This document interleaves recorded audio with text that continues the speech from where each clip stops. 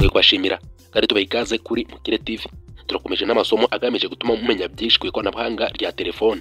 Uyu munsi turaganira ku ikoranabuhanga rya telefone rikoreshwa muri telefone zitandukanye, haba izi zigezweho twita smartphone ndetse n'izi zisanzwe abantu benshi bakundaga kwita amatushi. Tuguha ikaze njye ukize kiganiro, nitwa Mr. Sam. Uyu munsi turaganira ku kiganiro kijyanye na code bita USSD code.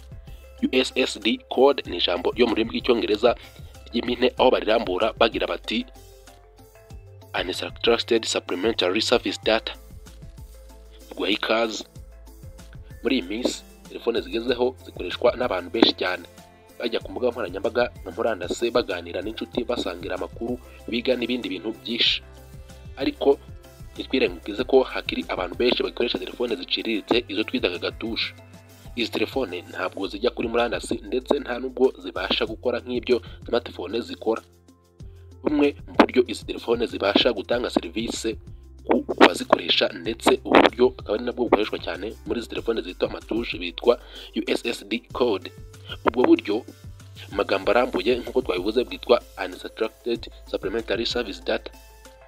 Ubu ni uburyo ufungura telefone yawe ukandikamo imibare, aho utangiza akanyenyeri ugashyiramo imibare, hanyuma ugasoza ukiraho akego.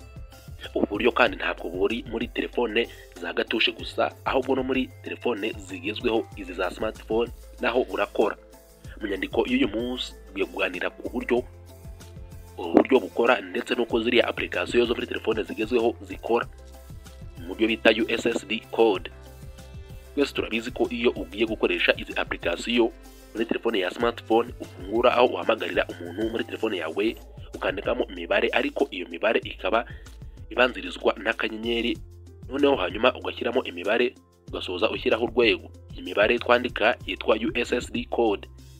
Iyo umaze gushyiramo iyo mibare ugenda ukurikiza amabwiriza kugeza ubonye serivisi ushaka. Ingero zaho ikoreshwa harimo nko kohereza amafaranga kuri telefone, kubona serivisi za banki, ndetse no kugura amayinite, ndetse no kugura umuriro n'ibindi. Ariko nubwo ibyo tubizi, ntituzi ngo bigenda bite ngo izo serivisi zitugereho. Ese binyura mu zihe nzira? Izi serivisi zitugeraho binyuze mu ikoranabuhanga rya GSM. Iri ni ikoranabuhanga tugezwaho n'ibigo by'itumanaho, rikaba ari ryo rifasha ngo ubashe guhamagara abantu, wohereze ubutumwa ukoresheje telefone, ndetse ujye no muri internet. Uburyo ritugezaho ndetse binyuze mu minara ndetse na simukadi tuba dufite muri telefone zacu. Mu Rwanda USSD code zitangwa n'ikigo cya RURA, zigatangwa uzisaba amaze kuzuza ibisabwa byose. Iyo amaze kuzihabwa akorana n'ibigo by'itumanaho bakamufasha kugeza serivisi ze ku bakiriya, kubera ko ibigo by'itumanaho nibyo biba bifite abantu basanzwe bakoresha simukadi na GSM. Nk'uko twabivuze ko USSD ikorana na GSM, aha niyo mpamvu usanga hari igihe serivisi ishobora kuba kuri MTN ariko udashobora kuyibona kuri Airtel, biterwa n'ikigo nyiri serivisi yakoranye nacyo. Aha wakwibaza ngo serivisi za USSD zikorwa gute? N'izindi application zose, izi serivisi zikorwa n'abanditsi ba code za software, abatwita aba programmers. Bakaba bakoresha indimi zitandukanye zirimo nka PHP, JavaScript, Java, Python, ndetse n'izindi ndimi zitandukanye zishobora kubafasha. Nk'uko twagiye tubibona, kwandika code muri izi ndimi bisaba ubumenyi kuri zo. Iyo bamaze kwandika code bashobora gukora igikorwa bita hosting.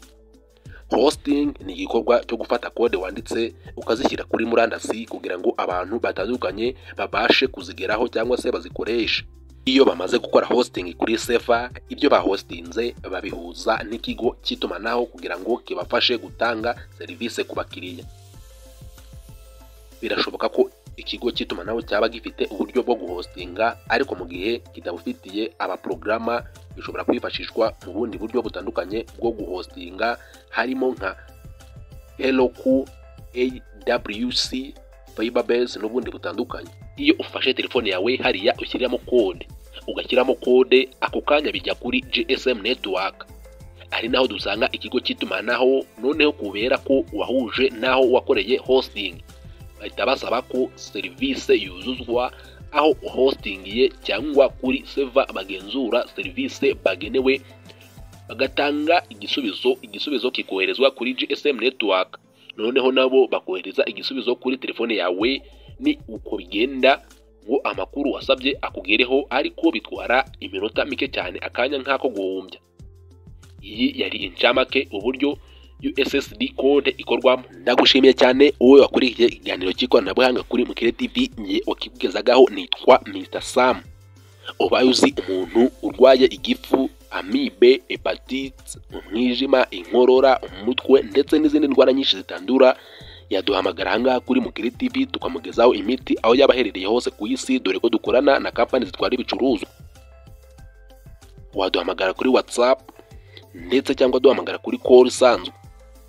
WhatsApp namba yacu ni guteranya 250 78 98 31 68, cyangwa se ukaduhamagara kuri call isanzwe kuri guteranya 250 79 07 94 29 ukakuvura indwara zitandukanye zirimo nk'ababazwe n'ingaruka zo kwikinisha, ibibazo bifata abadamu byose byerekeye imyororokere, igifu, amibe, umutwe udakira, inkorora, inzoka zo mu nda ndetse n'ibindi bibazo byose by'ubuzima bishamikiye ku myororokere. Ahangaha kuri Mukire TV twagufasha gukira burundu.